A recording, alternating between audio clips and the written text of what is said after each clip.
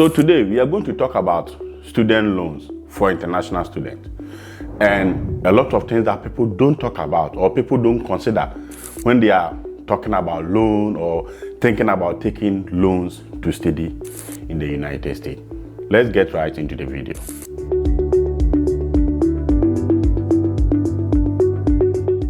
So 8 years ago, I got an admission into a school in the US, but without scholarship. However, I didn't even consider it at all because I knew I couldn't pay.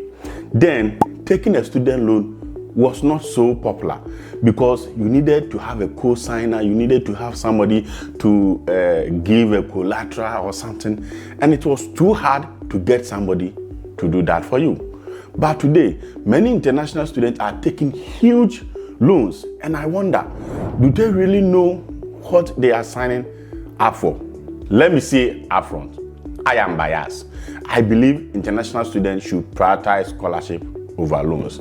This is because I have seen how loans can trap many people, and the truth is that many people don't survive with that trap. There are a lot of students who are stranded in the United States because they took loans for their academic journey. Most of them are struggling, and they wish they had got a good advice when they made the journey. So in this video, I am biased, as I said, because I have my own reservation about taking loans to study in the United States.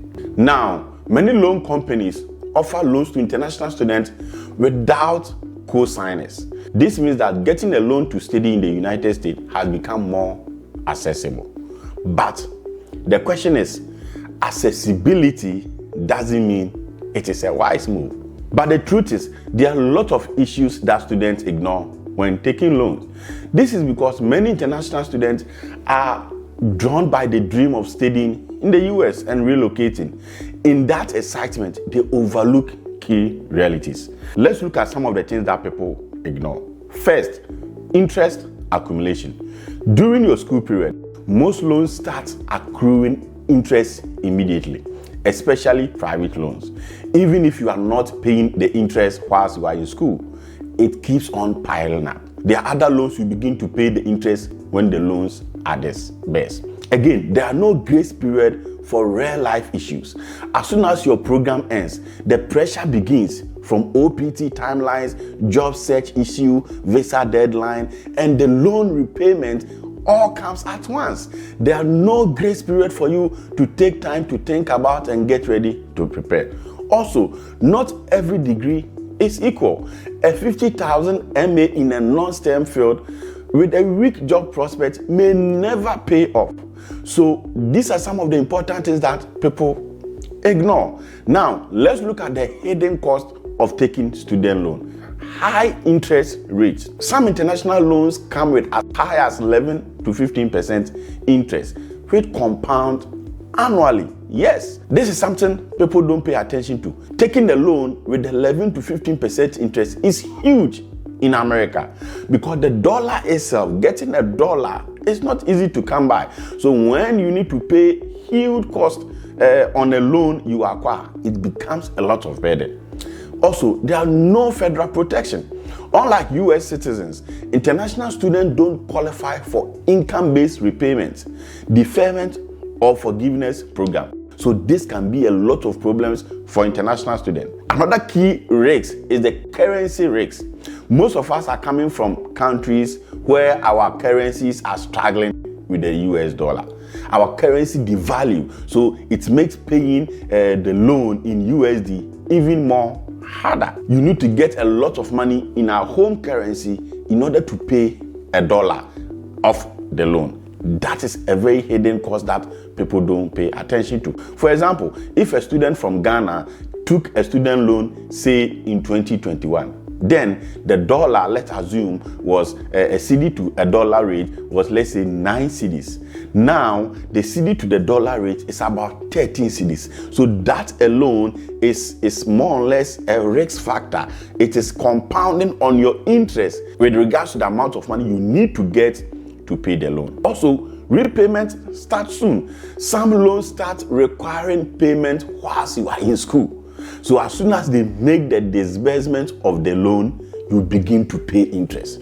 Most people get to the US and they start school without even knowing what's next. Most struggle with getting basic need, basic things like accommodation sorted out, grocery issues, transportation, and on top of this, they need to pay huge sums of loan. Don't worry, I'm going to give you practical examples. At this point, I want to just open your mind and let you know some of the key things that many people ignore. So stay along with me. I'm going to share with you important tips and break down things with you practically for you to be able to make a decision. Also, there are so many things that many people don't consider. The job market reality. Will you get an OPT or H-1B to stay and work in the United States? This is a huge question. For most people, getting an OPT, getting a job is huge. Of course, the USCIS may approve your OPT, but getting a well-paying job to meet your OPT requirement is very difficult. The H-1B may not favor so many people because it is lottery. So it is not something that most people can bet on because you never know what is going to happen. So the risks and the issue about finding a very well-paid job after you graduate is really not there for most people. And that is something that people don't consider at all when they are making any loan decision. Another key thing is return on investment. Is your degree really worth the loan? A STEM master's may have a very good return on investment, but that cannot be said for almost every program, as some programs are really low rank and people really struggle to find a good paying job in that prospect. Think again. Now, another key issue is the mental health aspect. Debt stress is real.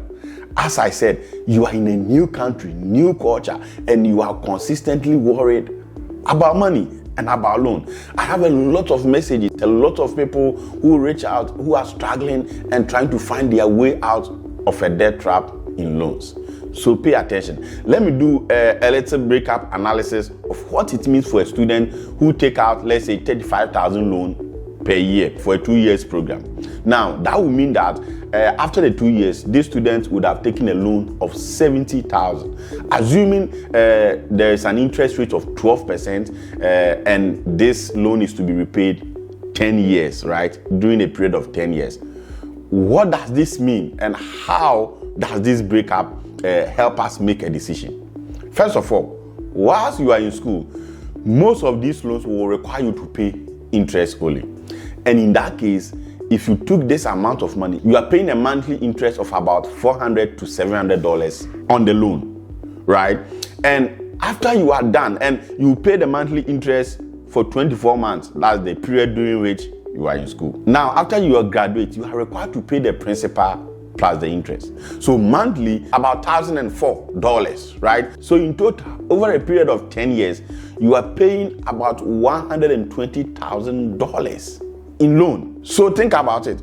How many immigrants in America make a lot of money to spare $120,000 just on a student loan? And I'm not done. This means that the amount you took from the loan has doubled. As I said, the other key thing is the cost of living in the US as an immigrant, right? So whilst you are thinking about paying the loan is not the only expenses or the only cost you are going to pay every month, assuming you graduate and you find a job, right? So let's make a simple estimate, and I'm going to be very gracious with this estimate. So assuming you graduate and you find a job, now you are thinking about rent.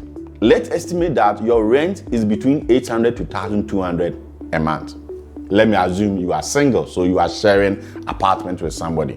In big cities like New York City and places where there are a lot of the cost of living is high, you are paying about $1,500 to $2,500 alone in rent. Now, food is also another budget killer. That will cost you about $300 to, let's say, $700.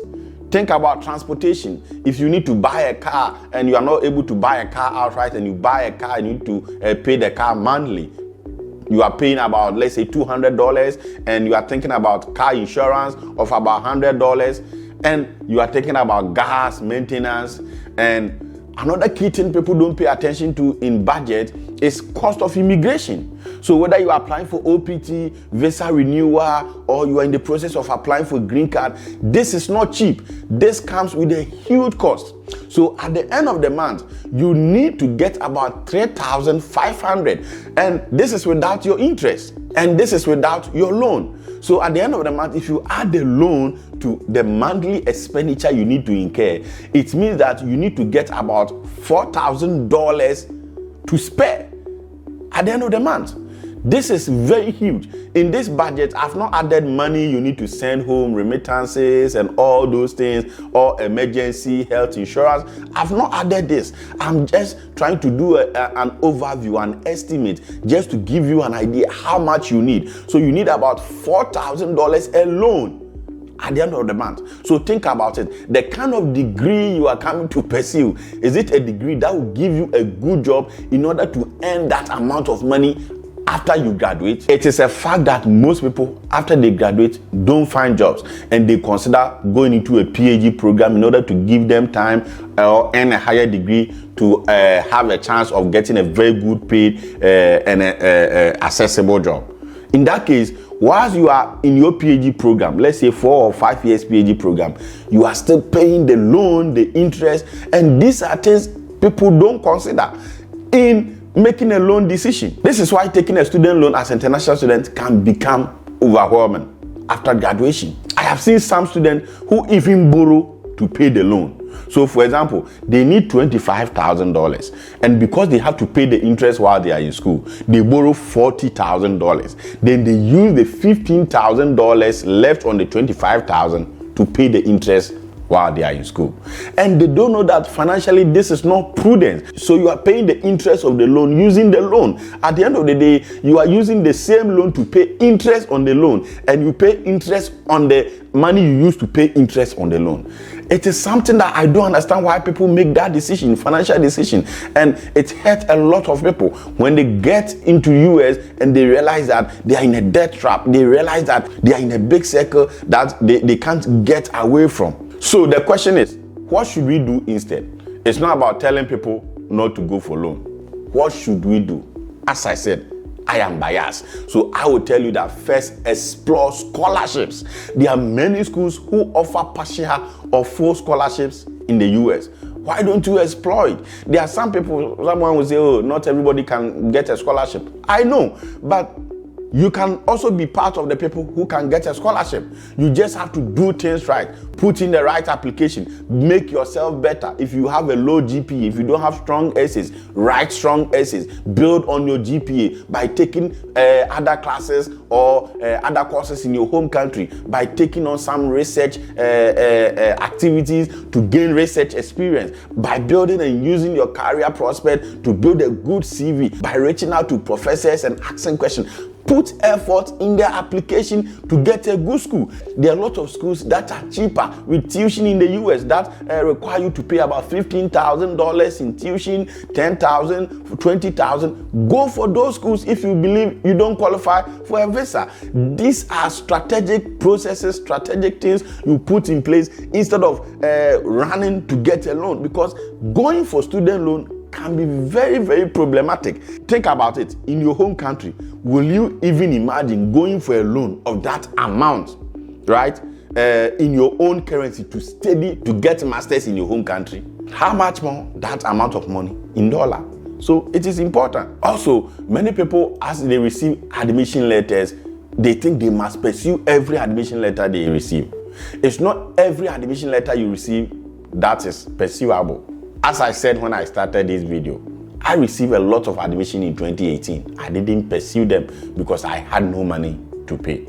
I had to defer, pay attention, reapply, and get another admission in 2019 to pursue it. There are some people who basically have to try other countries like Australia, like Canada, like Norway. It can be a pathway. Most of my friends studied in Europe before they applied to the US for their PhD. So don't be too fixatious on applying to a school in the US and only thinking about going for a loan. It can hurt you. I tell people, even if you want to go for a loan, look for other assistantship so that your loan burden wouldn't be too much. In that case, you can go for a loan of $10,000, $15,000. That will not put a lot of burden on you when you graduate. I hope this video helps. Let me know your thoughts in the comment section. Note that this is not a way to discourage anyone or a way to scare anyone. This is just a way of sharing information and trying to help people who are making a decision about whether they should go for loan or not, make a very informed decision. I am by no means in this video discouraging you not to go for your loan, but I want you to think twice before you apply for that loan. As always, theology is fine.